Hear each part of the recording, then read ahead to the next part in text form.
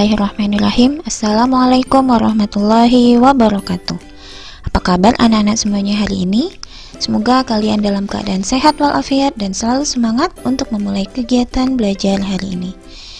Pada kesempatan hari ini, kita akan mempelajari materi di tema 2, subtema 3, pembelajaran 4 dan 5. Adapun muatan pembelajaran hari ini adalah PPKN dan SPDP. Mari kita mulai kegiatan belajar hari ini. Tujuan pembelajaran hari ini adalah peserta didik dapat menyebutkan contoh perilaku dan kegiatan yang mencerminkan persatuan dan kesatuan dalam masyarakat Negara Kesatuan Republik Indonesia, baik di lingkungan rumah, sekolah, dan masyarakat. Kedua, peserta didik dapat menjelaskan manfaat dari belajar menari.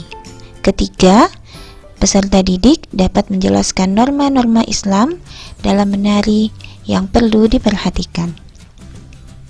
Mari kita mulai. Pertama-tama, mari sama-sama kita baca teks yang berada di buku paket kalian, halaman 162. Setelah itu, mari temukan apa saja contoh kegiatan yang mencerminkan persatuan dan kesatuan dalam masyarakat di Indonesia. Apakah kamu pernah mendengar istilah negara NKRI? NKRI adalah singkatan dari Negara Kesatuan Republik Indonesia. NKRI berdiri sejak proklamasi kemerdekaan Republik Indonesia tanggal 17 Agustus 1945. Sejak saat itu, bangsa Indonesia bertekad untuk hidup merdeka dalam wadah NKRI. NKRI terbagi atas daerah-daerah provinsi, dan daerah provinsi terbagi atas daerah kabupaten dan kota yang bersifat otonom.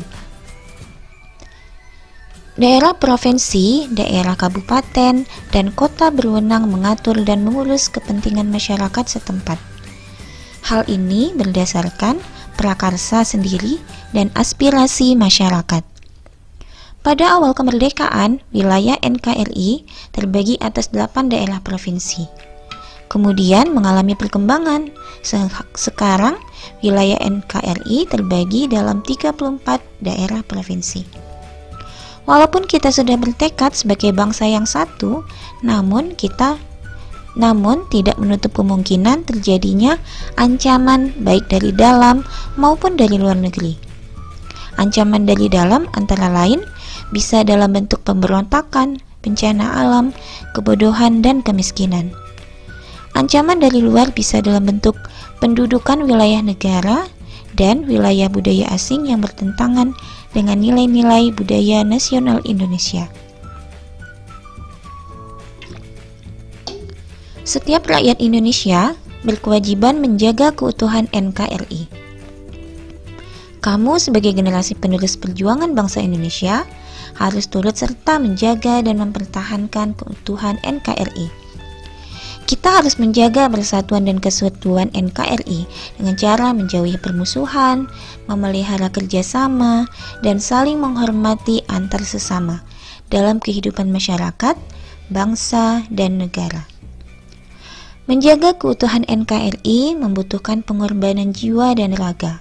Banyak peristiwa kepahlawanan yang mencerminkan semangat penuh pengorbanan untuk mempertahankan keutuhan NKRI. Nah, anak-anak, ada banyak sekali ya contoh yang ada di yang mencerminkan persatuan dan kesatuan di masyarakat kita. Nah, mari sama-sama kita lihat contoh persatuan dan kesatuan di lingkungan rumah. Setiap anggota keluarga harus menjalankan kewajiban dengan baik dan benar, saling menghormati, dan bekerja sama. Contoh perilaku anggota keluarga yang mendukung keutuhan NKRI di antara lain memasang bendera merah putih untuk memperingati Hari Kemerdekaan Republik Indonesia. Nah, anak-anak, apakah di rumah kalian memasang bendera merah putih juga pada saat peringatan 17 Agustus kemarin? Semoga semua memasang ya. Nah, di lingkungan sekolah juga ada contoh penerapan hal tersebut. Contohnya adalah melaksanakan upacara bendera setiap hari Senin. Selain itu, juga sikap saling menghormati di antara warga sekolah yang berbeda suku, ras, dan agama. Contoh di lingkungan masyarakat, sebagai anggota masyarakat kita harus patuh dan terhadap norma yang berlaku di lingkungan masyarakat. Misalnya, berpartisipasi dalam kegiatan siskamling dan kegiatan gotong royong. Nah, sekarang coba anak-anak sebutkan contoh perilaku atau kegiatan yang mencerminkan persatuan dan kesatuan di dalam masyarakat NKRI di lingkungan rumah, sekolah, dan masyarakat, selain yang tadi sudah kita sebutkan. Jika sudah dapat, silahkan anak-anak tuliskan pada tabel pada buku kalian halaman 164. Selamat bekerja. Nah, pokok bahasan selanjutnya kita akan membahas tarian yang ada di Minangkabau. Anak-anak silakan ya buka halaman 173.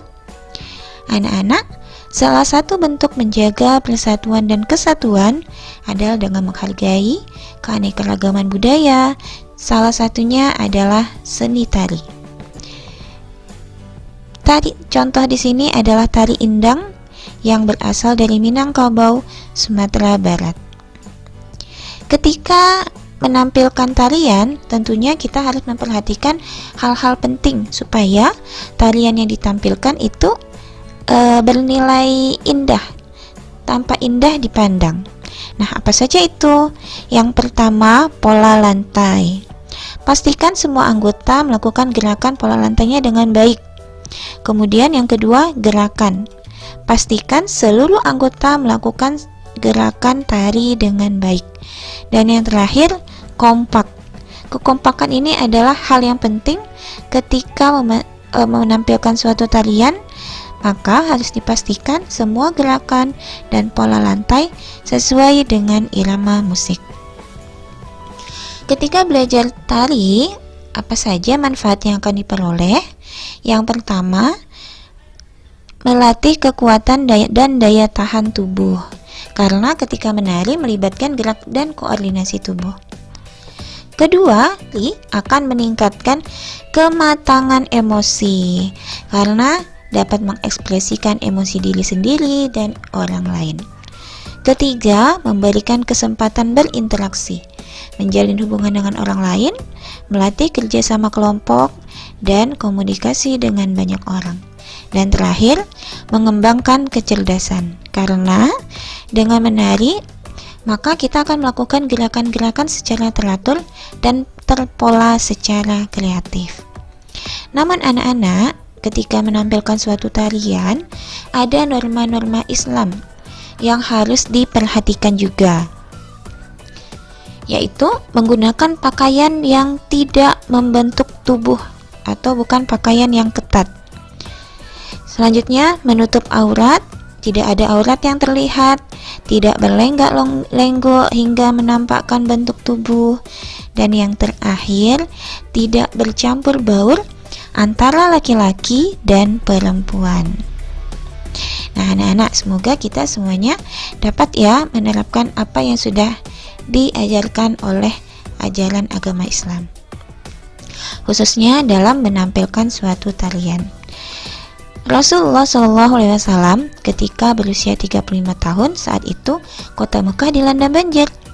Masyarakat Quraisy khawatir akan meruntuhkan Ka'bah. Mereka bersama-sama memperbaiki Ka'bah. Rasulullah pun ikut membantu.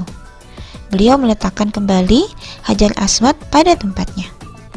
Nah, dari peristiwa tersebut kita dapat mengambil hikmah bahwa mengikuti kegiatan positif di masyarakat sangat dianjurkan dan dicontohkan oleh Rasulullah SAW. Hal ini akan menciptakan persatuan dan kerukunan di antara anggota masyarakat. Nah, anak-anak, itu saja ya kegiatan belajar kita hari ini. Semoga bermanfaat. Terima kasih. Assalamualaikum warahmatullahi wabarakatuh.